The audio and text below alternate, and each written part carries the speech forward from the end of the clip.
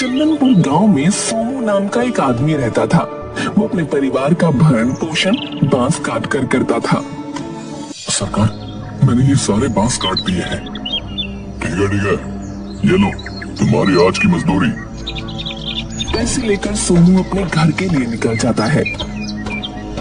महीने भर से यहाँ बांस काट रहा हूँ, लेकिन फिर भी बचत नहीं होती। इतने पैसों में तो घर भी मुश्किल से ही चलता है। कोई कमाए तो भी क्या कमाए, महंगाई ही इतनी हो गई है। कितना भी काम करो कम ही पड़ता है। कहते हुए घर पहुंच जाता है। हाथ मुंह धो लीजिए, मैं खाना लगा देती हूँ। आज ये तूफान इतना शांत क्यों है? कहीं ये तूफान से पहले वाली शांति तो नहीं? फिर सोमू हाथ मुंह धो लेता है और खाना खाने बैठ जाता है। जी सुनिए, अगले महीने गुड़िया का जन्मदिन आ रहा है। हाँ, पता है मुझे। मैं ना आज बाजार गई थी तो मैंने बहुत सुंदर कपड़े देखे। वो हमारी गुड़िया के ऊपर बहुत जचेंगे। आप कहो तो मैं ले आऊं? ठीक है, ले आओ, पर कितने के हैं? ज्यादा नहीं, बस 2000 के। सोमू खाना खाते खाते अटक जाता है और खांसने लगता है। पानी। क्या 2000 के? तुम्हारा दिमाग तो ठिकाने पर है? तुम्हें पता है कि मैं कितनी मेहनत करके एक एक पार जोड़ता हूँ, और तू मेरी सारी मेहनत एक पल में ही बर्बाद करना चाहती है? इतनी छोटी बच्ची को 2000 रुपए के कपड़े पहनाएगी? अरे मैंने अपनी पूरी जिंदगी में 2000 रुपए के कपड़े नहीं पहने। नहीं पहने तो नहीं पहने, तो क्या आप हमारे बच्चों को भी ऐसे ही छोटी छोटी चीजों के लिए तरसाएंगे? किसी भी चीज के लिए अपनी बेटी को मैंने तरसाया हो तो बता। मैं तो बस इतना ही बोल रहा था कि मेरे हाथ बहुत तंग हैं, इसलिए महंगे कपड़े मत दिलवाओ। तो छोड़ क्यों नहीं देते ये बांस काटने का धंधा और शहर जाकर कोई अच्छी सी नौकरी ही ढूंढ लो? पर मैं ये बांस काटने का धंधा क्यों छोड़ूं? ये हमारा पारंपरिक धंधा है। मैं नहीं जाऊंगा शहर नौकरी के लिए। ठीक है, तो कपड़े तो मैं वहीं दिलवा कर रहूंगी, चाहे कुछ भी हो जाए। अगर तुझे मेरी सुननी ही नहीं थी तो मुझसे पूछने की क्या जरूरत थी? और थाली छोड़कर चला जाता है।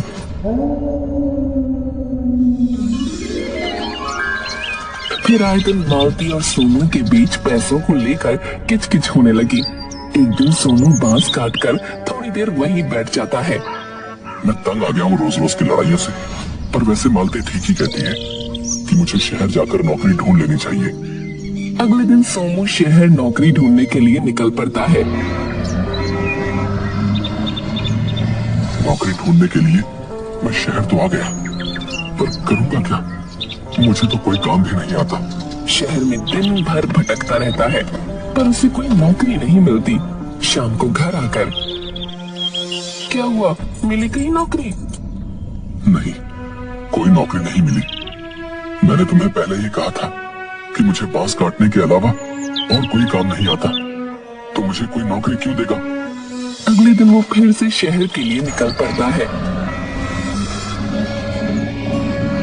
दिन भर भटकने के बावजूद आज भी उसे कोई नौकरी नहीं मिली।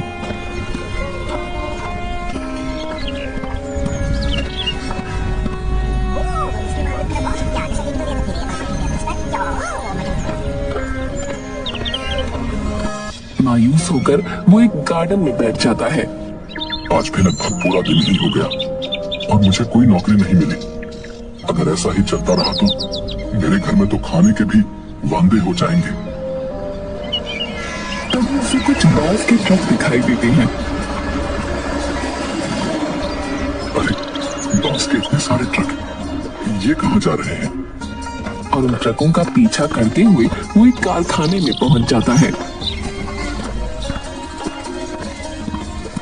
जहाँ पर उसे तरह तरह की बांस की चीजें दिखाई देती हैं। अरे वाह, इतनी सुंदर सुंदर चीजें। मगन नाम का एक आदमी वहाँ पर आ जाता है। अरे भाई, क्या हुआ? कुछ चाहिए क्या है? अरे नहीं भाई, मैं तो बांस देख रहा था कि बांस की भी इतनी सुंदर सुंदर चीजें बन सकती हैं। हाँ भाई, आजकल शहर में लोग बांस की बनी चीजों की बहुत ही ज्यादा डिमांड कर रहे हैं। क्या मैं तुम्हारे कारखाने में काम कर सकता हूँ? नहीं भाई, अभी तो हमारे यहाँ कोई जगह खाली नहीं है। वैसे भाई, एक बांस तुम कितने में खरीदते हो? अरे भाई, ये सब बांस के ऊपर है कि बांस कैसा है। सोमू मगन से बांस के बारे में बहुत सारी जानकारी ले लेता है और मन ही मन हिसाब लगाता है।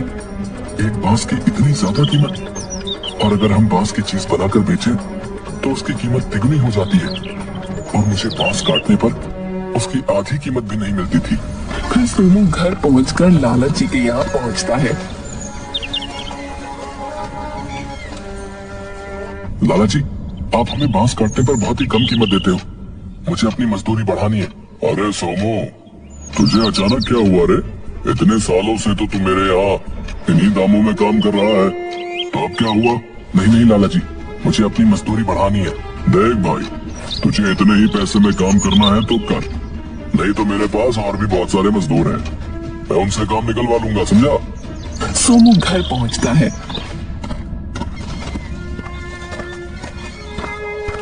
क्या हुआ, लाला जी ने पैसे बढ़ाए? नहीं, बल्कि उन्होंने मुझे काम से ही निकाल दिया। क्या, काम से निकाल दिया? अब हम क्या करेंगे? मेरा दिमाग पहले ही खराब है, और मैं तेरी किटकिट सुनकर और ज्यादा खराब नहीं करना चाहता, समझी? इसलिए थोड़ी देर मुझे शांति से बैठ जाने दे। मालती मुंह फुलाकर बड़बड़ाते हुए अंदर चली जाती है। अब मैं क्या करूं? बांस कटवाना तो लाला ने बंद ही कर दिया। मैं भी बड़ा बेवकूफ हूँ, मुझे ही पैसे बढ़ाने का भूत सवार था। उतने में ही काम कर लेता, कम से कम घर तो चलता। और जो बांस घर में कटे हुए पड़े हैं, उनका क्या करूंगा? यहाँ तो कोई खरीदेगा भी नहीं। पर सोमू को कारखाने वाली बात याद आती है। अरे हाँ, कारखाने में जैसे इतनी सारी चीजें बनी थी, तो क्यों ना मैं भी ऐसी ही चीज बना कर देखूं। बस फिर क्या था, वो बांस की तरह तरह की चीजें बनाने की कोशिश करता है, पर उससे कुछ भी सही से नहीं बन पाता। मुझसे तो कुछ भी नहीं बन रहा है। एक काम करता हूँ, इन बांसों को उस कारखाने में ही बेच आता हूँ, पर इतने सारे सामान को मैं ले कैसे जाऊंगा?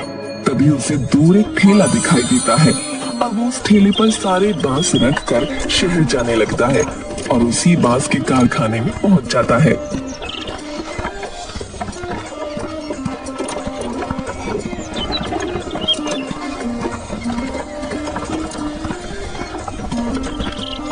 अरे भाई मदन, अरे सोमू भाई आप?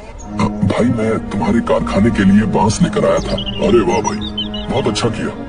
वैसे भी हमें अभी बांस की बहुत ज्यादा जरूरत थी। मगन उसे बांस के बदले पैसे देने लगता है। अरे भाई, क्या तुम मुझे पैसों के बदले अपने कारखाने में बनी हुई चीजें दे सकते हो क्या? हाँ हाँ, क्यों नहीं, बताओ तुम्हें क्या क्या चाहिए। फिर सोनू उन सभी सामानों को अपने साथ गांव में ले जाता है, और अपने ठेले पर रख कर बेचने लगता है। गांव वाले गांव में नई नई चीजें देखकर सोनू के ठेले के पास इकट्ठे हो जाते हैं। अरे वाह भाई, ये तो बहुत ही सुंदर लग रही है। कितने की है भाई? ये कितने की है? देखते ही देखते सोनू के ठेले के सारे सामान बिक जाते हैं। रात को घर जाकर मालती देख, आज तो काफी कमाई हो गई। इतना तो मैं बांस काट कर महीने भर में भी नहीं कमा पाता था। तब से हर रोज सोनू जगह जगह से कुछ बांस काट लेता और ठेले पर रखकर कारखाने में बेच आता, और वहाँ से बहुत सारे डेकोरेटिव पीस लेकर आता, और साथ ही अपने घर पर भी ऐसी चीजें बनाने की कोशिश करता। सोनू बहुत दिनों तक ऐसे ही मन लगाकर काम करता रहा।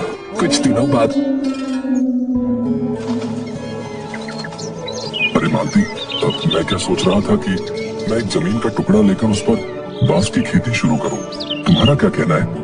अरे हाँ, बहुत अच्छा सोचा है तुमने।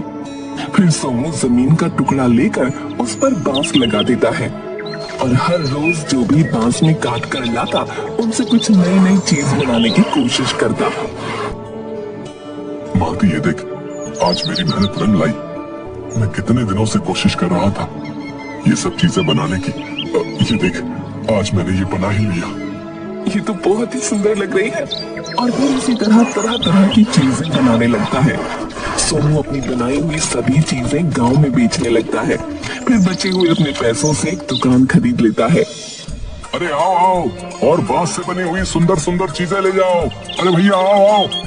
सभी गांव वालों को सोनू की बनाई हुई बांस की चीजें बहुत पसंद आने लगी। अब सोनू खुद से नई नई चीजें बनाता, और उसकी दुकान बहुत अच्छी चलने लगी। कुछ ही समय में उसने और भी जमीन ले ली, और गुड़िया को भी अच्छे स्कूल में भर्ती करवा दिया। अब हमारी गुड़िया भी बड़े से स्कूल में पढ़ने के लिए जाएगी। वहीं दूसरी तरफ लाला उसे देखकर जलने लगा। ये कल का आया हुआ लड़का मेरी ही जमीन पर से बांस काटता था और अब खुद की जमीन ले ली और मेरी बराबरी करना चाहता है। मैं इसे बताता हूँ कि लाला से पंगा लेना अच्छा नहीं है। जग्गू, काका, इस 2 कौड़ी के आदमी की दुकान में आग लगा दो। ठीक है बॉस, हम आज ही रात को सारा काम कर देंगे। राका और जग्गू दोनों रात को जाकर सोमू की दुकान में आग लगा देते हैं। सोमू भाई, तुम्हारी दुकान में आग लग गई। क्या दुकान में आग लग गई? और आग बुझाने के लिए जाते हैं, पर तब तक बहुत देर हो चुकी थी। हाय, हमारा सब कुछ लुट गया, बर्बाद हो गए। अगर मेरी दुकान जल गई तो क्या हुआ? मेरा हुनर तो नहीं चला ना। मैं फिर से मेहनत करूंगा और इस बार और भी ज्यादा मेहनत करूंगा। अगले ही दिन सोमू अपने खेत में से सारे बांस काट लाता है।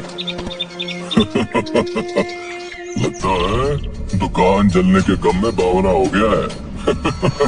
फिर सोमू अपनी दुकान की जगह साफ करवा कर बहुत ही सुंदर बांस की दुकान खड़ी कर देता है और घर पर बची हुई चीजें दुकान में रख देता है। अरे देखो भैया, सोमू ने अपनी दुकान को कितना सुंदर बना लिया। हाँ भाई, ये तो पहले से भी ज्यादा सुंदर लग रही है। और फिर उसकी दुकान और भी ज्यादा चलने लगी। एक दिन गांव के कुछ आदमी सोमू की दुकान पर आते हैं। अरे भाई, क्या तुम हमें भी अपनी तरह ये बांस की चीजें बनाना सिखा दोगे? हाँ, क्यों नहीं। वैसे भी मुझे और भी लोगों की जरूरत है। लाला इन सब बातों से बहुत ही ज्यादा जलने लगा। ये सोमू क्या साबित करना चाहता है? फिर एक दिन लाला उन आदमियों के पास जाता है। भाइयों, ये सोमू तुम्हें ठगने की कोशिश कर रहा है। तुम उसके झांसे में फंस कर जाओगे और वो तुम्हें कहीं का भी नहीं छोड़ेगा। अच्छा, ठगने की कोशिश कौन कर रहा है? ये हमें भी दिखता है लाला। तुम्हें तो पता भी नहीं होगा कि मैं कौन हूँ। तुम कोई अंबानी की औलाद हो जो मैं तुम्हें याद रखूं? मैं तुम्हारे यहाँ काम करने वाला एक मजदूर हूँ जिसे तुमने धक्के मार के निकाल दिया था। तुम्हारे निकालने के बाद हमें सोमू ने ही सहारा दिया और उसकी दुकान में काम पर रखा और हमें भी बांस की चीजें बनानी सिखाई। अब हमारा गांव बांस की चीजों के लिए पहचाना जाएगा, समझे? अरे भैया, इस लाला ने मेरे भी बहुत से पैसे खा रखे हैं। मारो इसे। हाँ, मारो इसे। इसने तो मुझे भी ठगा है। फिर सभी लोग मिलकर उसे मारने लगते हैं। बहुत जोर जोर से मारा सबने। सबके हाथ बांस काट काट कर बांस से भी कठोर बन चुके हैं। मेरी हड्डियां अब पूरी तरह जुड़ेंगी भी या नहीं पता नहीं। हाय राम, बहुत दुख रहा है। अब गलती से भी किसी से नहीं भिड़ूंगा। एक दिन सोमू की दुकान पर शहर से एक बहुत बड़ा आदमी आता है। अरे भाई, तुम्हारा ही नाम सोमू है? हाँ साहब, मैं ही सोमू हूँ। कहिए आपको क्या चाहिए? दीवार पर टांगने के लिए सामान या कोई बांस का लैंप, बांस की बोतल या कुछ और चीज? अरे नहीं भाई, मुझे ये सारी चीजें नहीं चाहिए। मुझे तुम्हारी ये बांस की दुकान बहुत ही ज्यादा पसंद आई। क्या तुम मेरे लिए एक बांस का घर बना सकते हो? सोमू सुनकर बहुत खुश हो जाता है। उसके बदले मैं तुम्हें मुंह मांगी कीमत देने के लिए तैयार हूँ। अरे हाँ साहब, क्यों नहीं, मैं आपका घर बना दूंगा। फिर सोमू ऐसे ही बांस के घर और अलग अलग तरह की चीजें बना कर बहुत ही अमीर हो गया। अब उसने अपना एक खुद का बांस का कारोबार खड़ा कर लिया था और चंदनपुर के लोगों को भी बांस का काम सिखाकर जगह जगह पर अपनी दुकान खोल लेता है।